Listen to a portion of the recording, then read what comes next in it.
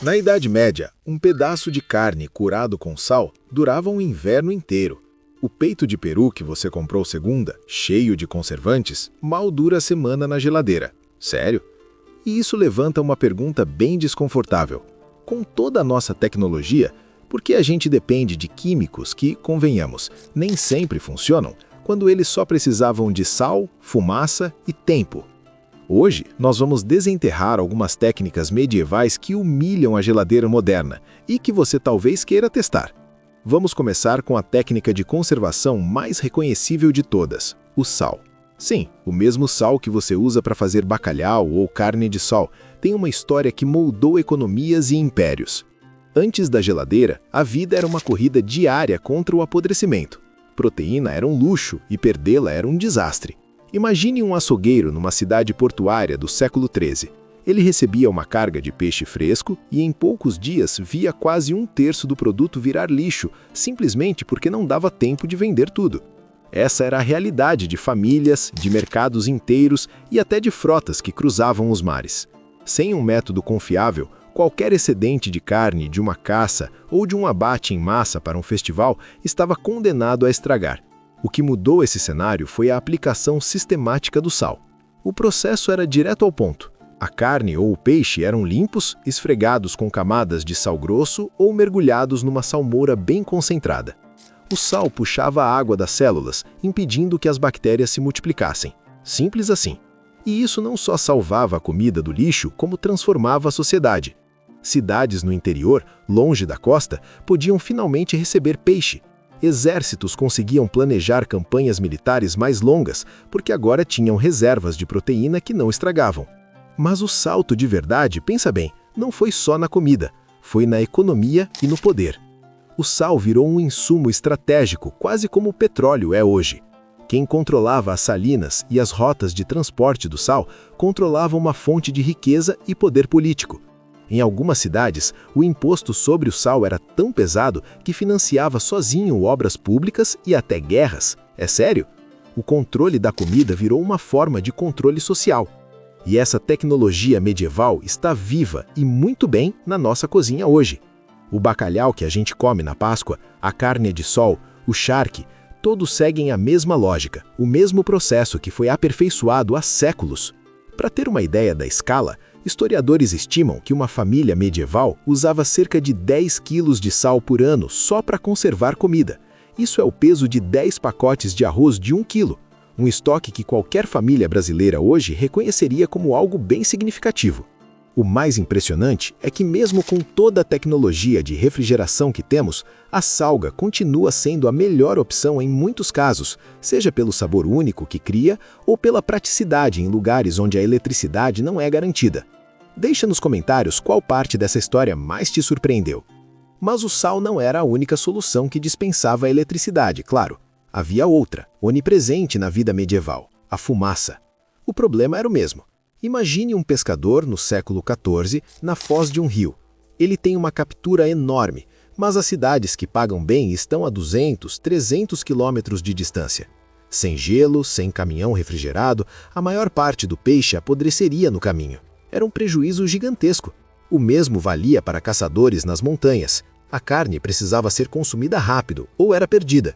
A saída que eles encontraram foi transformar a fumaça, que já estava em todo lugar, numa ferramenta de precisão. E não era só pendurar a carne sobre o fogo de jeito nenhum. Eles desenvolveram a defumação a frio, um processo que exigia controle técnico que hoje a gente nem imagina. Em câmaras especiais, a fumaça de madeiras escolhidas a dedo passava por dutos para esfriar antes de chegar na carne. O objetivo era manter a temperatura baixíssima, entre 10 e 30 graus, por dias a fio. Pensa bem, sem termômetro, era tudo na base da experiência. Se esquentasse demais, a carne cozinhava e não conservava. Se esfriasse demais, o processo não funcionava. O resultado era quase mágico. A fumaça não só desidratava a carne, dificultando a vida de bactérias, como depositava uma camada de compostos químicos que funcionavam como um escudo antimicrobiano. Na prática, isso significava que o peixe daquele pescador agora podia viajar por semanas, chegando perfeito nos mercados urbanos. Isso mudou a economia de regiões inteiras. Comunidades costeiras e de montanha passaram a ter um produto de alto valor para trocar por grãos, ferramentas e sal. Mas a consequência mais fascinante foi outra. A escolha da madeira não era aleatória. Cada região usava as madeiras que tinha por perto: caldeiro, castanheiro, coníferas, e cada madeira dava um sabor único ao produto final. Com o tempo, esse sabor virou uma assinatura, um verdadeiro selo de origem. As pessoas sabiam que o salmão defumado com madeira X vinha daquele vilarejo específico e pagavam mais por isso. Vê que loucura?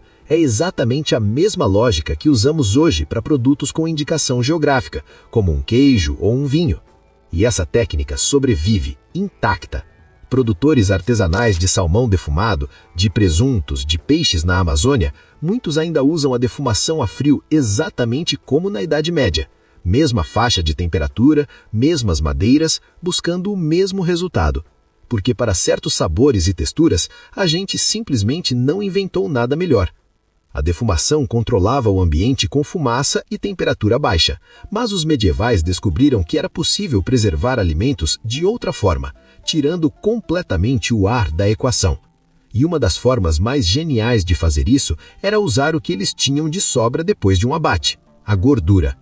Imagina a cena: uma família de camponeses, num lugar sem acesso fácil a sal, acaba de abater um porco. De repente, eles têm 30 quilos de carne fresca, na mão. É comida para meses, mas que apodreceria em dias. Era uma corrida contra o tempo. A solução que eles encontraram foi, na verdade, um processo. Primeiro, a carne era cozida ou grelhada. Depois, era colocada em potes de cerâmica bem limpos. E aí vinha a virada. Eles derretiam a gordura do próprio animal e a despejavam fervendo sobre a carne, até cobrir tudo. Quando a gordura esfriava, ela virava um selo. Simples assim.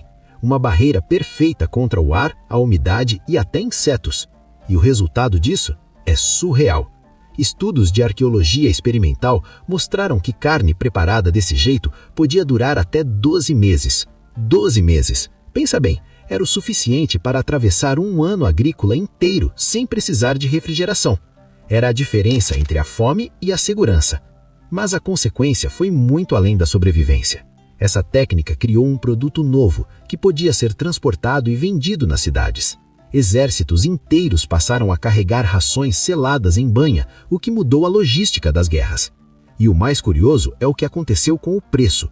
Em alguns mercados, a carne conservada na gordura era mais cara que a carne salgada. Isso porque ela mantinha a textura e o sabor de um jeito que o sal não conseguia. Faz sentido, né? Essa lógica de valorizar um produto artesanal pela qualidade e pelo sabor, e não só pela durabilidade, é algo que a gente acha que é super moderno, coisa de chefe. Mas a raiz disso está ali, num pote de cerâmica medieval. O método era tão bom que o maior desafio não era conservar a carne, mas garantir que a própria gordura usada para selar tudo não ficasse rançosa com o tempo. Comenta aí, você já conhecia essa técnica de conservação ou foi tudo novidade? Se a gordura podia estragar, existia um conservante que era praticamente imortal: o açúcar. E seu parente mais acessível na época, o mel. Para um mosteiro ou uma fazenda medieval, a colheita de frutas era uma corrida contra o tempo. Imagine ter toneladas de ameixas ou figos maduros, perfeitos. Em poucos dias, sem refrigeração, tudo aquilo ia virar um monte de mofo e vinagre. Era um desperdício enorme, porque não dava para transportar e vender tudo antes que estragasse. O mesmo valia para remédios feitos de ervas, que perdiam o efeito muito rápido. A virada de chave foi parar de lutar contra o tempo e, em vez disso, mudar a própria fruta. O que eles fizeram foi usar mel ou açúcar para literalmente sugar a água para fora das células. O processo era direto. Cozinhavam as frutas numa calda grossa ou simplesmente as mergulhavam em mel puro. Sem água, nenhuma bactéria ou fungo consegue sobreviver. Simples assim. A ciência hoje explica isso com um número: atividade de água. Pensa numa carne fresca. A atividade de água dela é 0,99. É praticamente água pura, um paraíso para micróbios. Agora, o mel, a atividade de água dele é por volta de 0,60. É um deserto. Nada cresce ali. E é por isso que o mel encontrado em tumbas egípcias ainda está comestível depois de milênios. O efeito disso foi gigante. Primeiro, o óbvio. Frutas e remédios agora podiam viajar. Um mosteiro no interior podia vender suas compotas nos mercados da cidade meses depois da colheita. Navios podiam estocar comida que não estragava. Mas o mais impressionante e que pouca gente associa era o uso medicinal. Aqueles xaropes e ungüentos doces não eram só para disfarçar o gosto amargo das ervas. O mel era o conservante que mantinha o princípio ativo da planta funcionando por meses e ainda por cima agia como um antisséptico natural. Uma receita de farmácia era, ao mesmo tempo, uma estratégia de conservação. E essa técnica medieval, sem tirar nem pôr, está na sua cozinha hoje. Aquela compota, a fruta em calda, o doce de figo da sua avó, é exatamente o mesmo processo, a mesma física funcionando perfeitamente. O mel não era só um adoçante, era uma tecnologia. Uma que transformava o que era perecível em algo que durava, e o que era local em algo que podia viajar o mundo. E essa capacidade de viajar o mundo esbarrava num inimigo invisível e mortal, a falta de nutrientes. No mundo medieval, a fome e doenças como o escorbuto, causado pela falta de vitamina C, eram ameaças constantes. Leite fresco ou um repolho colhido duravam poucos dias, e para uma tripulação de navio ou uma família no inverno, isso era uma sentença. O problema não era só fazer a comida durar, mas fazer com que ela ainda alimentasse de verdade. A saída que eles encontraram foi dominar um processo que à primeira vista parece apodrecer a comida de propósito, a fermentação. Eles perceberam que, sob condições controladas, conseguiam usar um exército de micróbios do bem para lutar contra os que estragavam os alimentos. Com o repolho, por exemplo, o processo era direto ao ponto. Uma camada de sal e muita pressão faziam o vegetal soltar seus próprios líquidos. Os açúcares ali presentes viravam um banquete para as bactérias certas que produziam ácido lático. Esse ácido criava um ambiente tão hostil que nenhuma bactéria perigosa sobrevivia. O resultado era um alimento que não só durava meses, mas que, inacreditável, era mais nutritivo que o original, carregado de vitamina C. Para um marinheiro, isso era a diferença entre a vida e a morte. O mesmo princípio valia para os queijos. Ao salgar, drenar a água e curar o leite em câmaras com temperatura controlada, pastores e monges criaram uma fortaleza de calorias e proteínas. E foram os mosteiros que transformaram isso numa ciência, padronizando receitas e tempos de cura. Pensa bem, ao venderem esses queijos e vegetais fermentados nos mercados da cidade, eles criaram, sem saber, um dos primeiros sistemas de saúde pública da história, combatendo a desnutrição em larga escala. Hoje, quando você come um chucrute, uma conserva fermentada ou um queijo maturado, está usando exatamente a mesma biotecnologia medieval, os mesmos princípios, as mesmas bactérias, o mesmo resultado. A escala mudou, mas o método que enriquece a comida e a conserva continua o mesmo. No fim das contas, a fermentação não só salvava o alimento do tempo, ela usava o próprio tempo para criar algo inteiramente novo, com sabores que o produto fresco nunca poderia ter. Comenta aí, você já experimentou algum alimento fermentado e sabe como ele é importante para a nossa saúde?